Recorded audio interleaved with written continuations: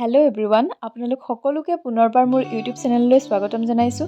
আৰু আপোনালোকৰ বহুতে মোক কমেণ্ট কৰিছিল ফুলি বনোৱাৰ ওপৰত এটা ভিডিঅ' লৈ আহিবৰ বাবে, আৰু কিছুমানে মেছেজো কৰিছিল। গতিকে মই আজি ফুলি বনোৱাৰ ওপৰত এটা ভিডিঅ' আপোনালোকৰ বাবে লৈ আহিছোঁ। আপোনালোকে ভিডিঅ'টো চাব আৰু কেনেকুৱা পালে মোক কমেণ্ট কৰি জনাব।